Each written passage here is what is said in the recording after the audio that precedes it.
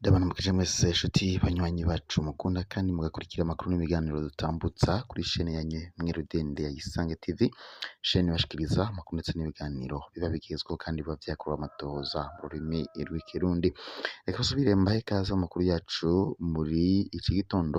akaba kandi ari amakuru menshi cane araza gushimikira ku ngingo nkuru zikurikira. Amakuru yacu turaza kuyatangurira mu bijanye n'igisata c'umutekano ngaha mu Burundi, ndetse turaza no kuyakomereza mu bijanye na politiki. Mu gisata kijanye n'umutekano turaza kubara ko umutekano ngaha mu gisagara ca Bujumbura wamaze guhungabana, aho biriko biranuganurwa ko ngo hoba hari bamwe mu migwi yitwaje ibigwanisho yinjiye mu gisagara ca Bujumbura, ndetse bikananuganurwa ko ngo hoba hari batatu bahasize ubuzima. Ivyo kandi binuganurwa ko haba hatewe ibibombe biremereye cane ndetse bikaza guhitana abanyagihugu batatu harimwo umwigeme umwe ndetse n'abagabo bashika kuri babiri, ndetse abandi bakaba bakomeretse. Kuri ubu ngubu bamwe bakaba baciye bajanwa kwa muganga nk'uko amakuru dukura muri ico gisagara ca Bujumbura nyene abishikiriza. Ni mu gihe kandi n'ubundi hamaze igihe humvikana umutekano mukeyi ngaha mu Burundi, na cane cane nyuma yuko n'ubundi amatora yimirije mu mwaka wa 2027. Mu gihe kandi Perezida Ndayishimiye we atangaza ko azokwitoza mu kibanza c'umukuru w'igihugu, ndetse akaba ari mu kiringo ca kabiri mu matora yimirije mu mwaka wa 2027. Gusa abahinga mu vya politiki bavuga ko Perezida Ndayishimiye ataco abanyagihugu bamwiteze ko, na cane cane ko na manda yose amaze ko ikiringo c'imyaka 5 amaze ku butegetsi ataco yigeze amarira abanyagihugu, ndetse bakanavuga ko ibi vyose nta cizere co bomuha ko yoba azokwitoza maze agatorwa nk'umukuru w'igihugu, bivanye nuko n'ubundi ataco amariye abanyagihugu. Ni mu gihe kandi n'ubundi Perezida Ndayishimiye we ariko araca ku biti no ku mabuye kugira ngo arabe ukungene azokwitoza mu kibanza c'umukuru w'igihugu. Ariko kandi abanyepolitiki bakomakomeye ngaha mu butegetsi mu butegetsi bw'u Burundi, cane cane bimwe mu bihangange vya CNDD FDD, aha twovuga Xavier Ndikuriyo uramutswa umugambwe CNDD FDD, ukaba ari umugambwe uri ku butegetsi siwe wenyene, kandi hari n'abandi batandukanye nabo tuza kubagaruka ko tukavugaho ivyabo na Perezida Ndayishimiye. Mu gihe rero Xavier Ndikuriyo we atangaza ko mu gihe Ndayishimiye yoba atowe mu Burundi ngo ibintu bizoba bibi cane, kuko ngo bazokwihereza amabarabara bakamirira kure ibijanye n'itorwa rya Ndayishimiye. Mu gihe kandi abanyagihugu nabo batangaza bavuga ko mu gihe Ndayishimiye ngo yo kwitoza bazokwirara mu mabarabara bagakora nk'ivyakozwe mu mwaka wa 2015 ubwo wari umukuru w'igihugu w'ico gihe Petero Nkurunziza yiyamamarizaga ikiringo ca kabiri c'amatora y'umukuru w'igihugu muri uwo mwaka nyene. Abanyagihugu bakoze ibishoboka vyose kugira ngo bikure ko ingo yiwe yari ibaboshe, nubwo bamwe baje kuhasiga ubuzima. Mu gihe rero Xavier Ndikuriyo we avuga ko bitoshoboka ko Ndayishimiye yongera kwitoza ngo azotorwe nk'umukuru w'igihugu, anatangaza ko azokora ibishoboka vyose kugira ngo azarwanirize ubutegetsi, ndetse yamirire kure ibijanye n'itorwa rya Perezida Ndayishimiye mu gihugu c'u Burundi. Kuko Ndayishimiye yagirizwa ibintu vyinshi bitandukanye yakoreye abanyagihugu, bavuga ko nubwo ariko araca ku biti no ku mabuye kugira ngo azokwitoze mu kibanza c'umukuru w'igihugu mu Burundi mu mwaka wa 2027, mu gihe nyine amatora yimirije, ariko kandi Xavier Ndikuriyo we atangaza ko bitazomworohera. Mu gihe kandi ibi bihangange vyombi uko ari bibiri vyose bitamiraniye neza. Mu gihe kandi bagirizanya amabara atandukanye. Ndayishimiye bamwagiriza ko yashatse kugandagura uyu mugabo ariwe Xavier Ndikuriyo, ndetse afitikanyije n'umwigeme wiwe ariwe Angeline Ndayishimiye, ndetse bikananuganurwa ko ngo bari bahaye isumu uyu umukuru w'umugambwe CNDD FDD Xavier Ndikuriyo,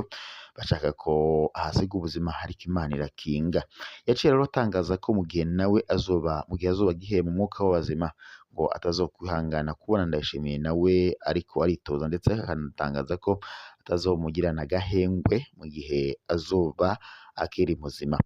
Kandi Ndayishimiye nawe yatangaje ko azokora ibishoboka byose akivanako Xavier Ndikuriyo, ndetse anatangaza ko atazomugirana amahoro mu gihe azoba akiri umukuru w'igihugu.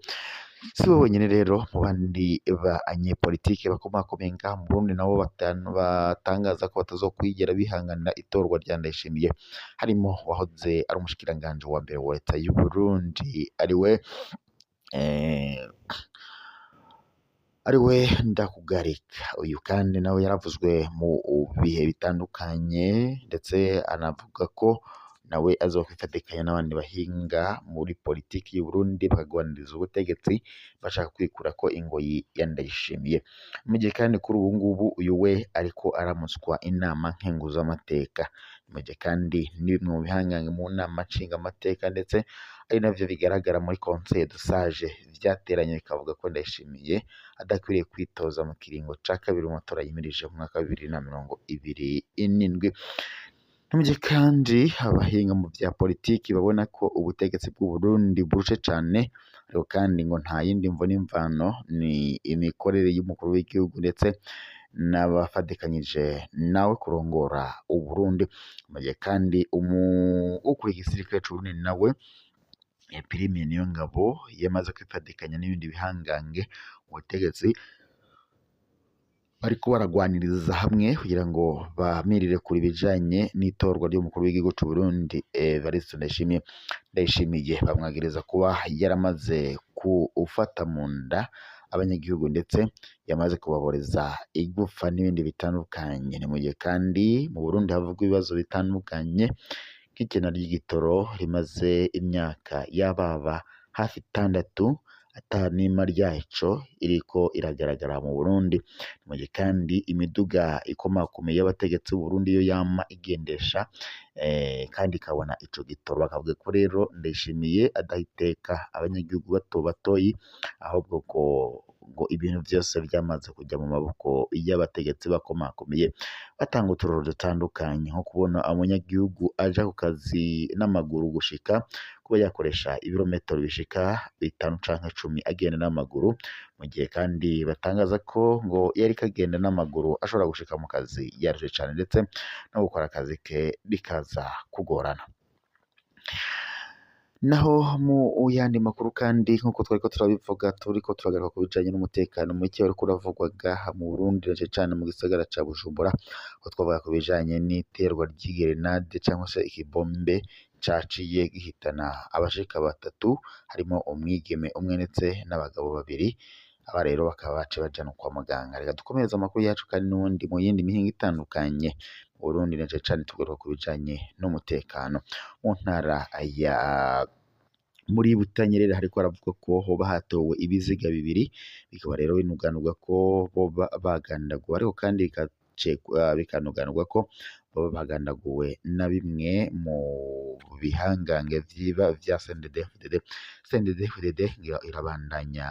kubisibanya, ndetse ibandanya ibangamira abanyagihugu bari mu mihingo itandukanye. Kandi ivyo iyo bimenyekanye atacu umukuru w'igihugu c'u Burundi ivuga ko mu babikora kandi ni zimwe mu nsoresore ziri mu mugambwe CNDD-FDD, ariko kandi cane zikaba zizwi nk'imbonerakure. Urwaruka rero rushigikiwe n'umukuru w'igihugu c'u Burundi Evariste Ndayishimiye rurara rurakizura mu mihingo itandukanye, hakaba rero hari bamwe bahasiga ubuzima nk'uko amakuru dukura ku rubuga abandanya abishikiriza.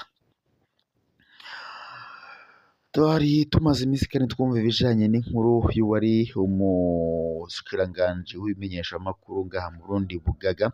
yagandaguwe ngaha mu Burundi, ariko kandi akaba yaratowe ikiziga, binavugwa ko bagatagaza ko yoba yari yakoze isanganya, ariko abahinga mu vya politiki babigerutse ko bibaza ukungene umushikiranganji ashobora guhura n'isanganya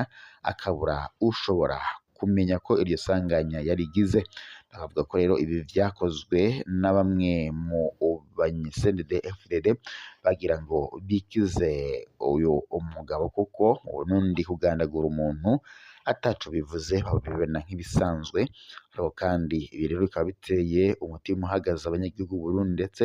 bakavuga ko igihugu c'u Burundi kirushe kuba rero kiriko kirabamwo amabi atandukanye nko kugandagura abanyagihugu ataco bariko barazira, aho ndetse kubafasha mw'iterambere rirama, ahubwo bakabandanya bahasiga ubuzima. Reka dusimbukire kandi mu bindi bice bitandukanye, ariko kandi tunyarukire no muri Repubulika Iharanira Intwaro Rusange ya Kongo, turabira hamwe ku biriko birahavugwa na cane cane bifadikanyije n'amakuru arabana n'u Burundi,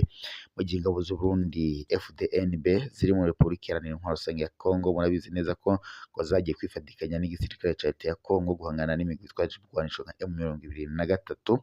ariko kandi kuri ubu ngubu binuganurwa ko abanyasirikare b'u Burundi bamerewe nabi cane, mu gihe kandi n'abanyagihugu b'u Burundi bahagaritse umutima bavuga ko isaha n'isaha ikiza ca Ebola gishobora kwinjira mu gihugu c'u Burundi bivanye n'uko ata ngingo ruhasha zafashwe kugira ngo hakingirwe abanyagihugu, mu gihe kandi ibiriko birabera muri Repubulika Iharanira Intwaro Rusange ya Kongo biteye ubwoba abanyagihugu ndetse n'isi muri rusange, mu gihe kandi ikiza ca Ebola muri Repubulika Iharanira Intwaro Rusange ya Kongo camaze kubisibiranya,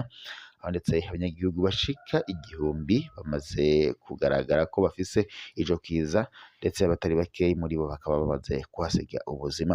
mu gihe kandi ico kiza kitarabonerwa urucanco rwo kwifashisha kugira ngo bacandage abanyagihugu boba bafise iyo ngwara babashe kuyikira. Ariko kandi mu gihe rero kandi muri Repubulika Iharanira Intwaro Rusange ya Kongo urujya n'uruza rubandanya ndetse n'urujya no mu Burundi, abanyagihugu b'u Burundi rero bakaba bafise umutima uhagaze bavuga ko ibi ngibi bizobakurira ikiza ca Ebola, kuko ata ngingo ruhasha zafashwe kugira ngo abanyagihugu b'u Burundi babandanye bakingirwa. Ni mu gihe kandi igihugu kibanyi c'u Rwanda co cafashe ingingo ruhasha yo kugara imipaka ihuza ico gihugu na Repubulika Iharanira Intwaro Rusange ya Kongo ndetse n'Ubuganda, ahagaragara ico kiza ca Ebola. Abajejwe ku bijanye n'incanco zo kwifashisha mu gucandaga abanyagihugu, umushikiranganji w'amagara y'abantu Ridwin Badahana ntaco yigeze ashikiriza ku bijanye n'iyo ngingo, kandi abanyagihugu b'u Burundi bo babandanya baja muri Repubulika Iharanira Intwaro Rusange ya Kongo, ariko si bo bonyene na cane cane, kuko banavuga ko hari zimwe mu nsoresore ziva mu Burundi na cane cane abari mu muganga CNDD-FDD bakaja muri Repubulika Iharanira Intwaro Rusange ya Kongo, haba kuja gukurayo ibidandazwa canke se mu rudandazwa rwa magendu, kandi ahangaha akaba ariho iciza gishobora kubandanya ciyongera. Ni mu gihe kandi Perezida Ndayishimiye we atangaza ko kuba ingabo z'u Burundi FDNB ziri muri Repubulika Iharanira Intwaro Rusange ya Kongo ngo ari umutima ukunda ngo umuvyeyi yakoze kugira ngo afashe leta ya Kongo guhangana n'imigwi itwaje ibigwanisho, ariko kandi abahinga mu vya politiki bo babirabira kure bavuga ko ivyo Ndayishimiye yakoze ko ari kugira ngo yibonere amaronko muri Repubulika Iharanira Intwaro Rusange ya Kongo, harimwo nko kuba yishakira inzahabu, ko ngo hari umushinga yakoranye n'umukuru w'igihugu ca leta ya Kongo Antoine Felix Tshisekedi Tshilombo ujanye no gucukura ubutare ngaha mu gihugu ca Kongo, ariko kandi ibitavugwa ko rumwe n'ubutegetsi bw'u Burundi. Ntumye kandi igisirikare c'u Burundi koco gitangaza ko kuba carajanwe muri Repubulika Iharanira Intwaro Rusange ya Kongo ataco bigifashije, kuko ngo kitazi ico cagiye kurwanira muri Repubulika Iharanira Intwaro Rusange ya Kongo, ibitera ishavu rikomeye cane igisirikare ca leta y'u Burundi, kikavuga ko ibiriko birababa ko vyateguwe n'umukuru w'igihugu c'u Burundi kandi ariwe afisemo inyungu, kuko bo ataco bariko baragwanira gushika kuri isaha. Mugihe kandi twigeze kubabarira ku bijanye n'inkuru y'uko bamwe mu basirikare b'u Burundi bari base kujya kurwana muri Repubulika Iharanira Intwaro Rusange ya Kongo baraciye bafatwa bagapfungwa ndetse bagacirirwa umunyororo w'ubuzima bwabo bwa misi yose, hariho n'abafatiwe ingingo yo gupfungwa umunyororo w'imyaka 20 kandi hatagaragara ico bariko barazira. Kandi banatangaza ko mu gihe umusirikare wa FDNB ngo yaguye muri Repubulika Iharanira Intwaro Rusange ya Kongo, ntago ahabwa iteka ngo ashinguranwe iteka, ndetse n'umuryango wiwe ntabwo ushobora guhabwa ishumbusho ngo babone ko umwana wabo ashinguranywe icubahiro nk'intwari yagwaniye amahoro ndetse n'igihugu. Ivyo vyose rero bikababaza cane bigatera agashavu abanyagihugu b'u Burundi, bakavuga ko batazokongera kwizera ko bakongera gutora umukuru w'igihugu c'Uburundi Evariste Ndayishimiye mu matora himirije mu mwaka wa 2027, ahubwo bagaha icizere abandi banyepolitiki batandukanye kuko wenda abo bazoshobora kubafasha gukemura gutorera inyishu ibibazo bihanze abanyagihugu b'u Burundi nk'uko babandanya babishikiriza bamwe mu bamenyesha amakuru bacu tuba twagiye twohereza mu mihingo itandukanye. Reka nshimire mwese mwari kumwe natwe amakuru n'ibiganiro twako turashikiriza kuri ino saha dusozereye ngaha, turaza gusubira mu makuru n'ubundi araza kuba agezweko.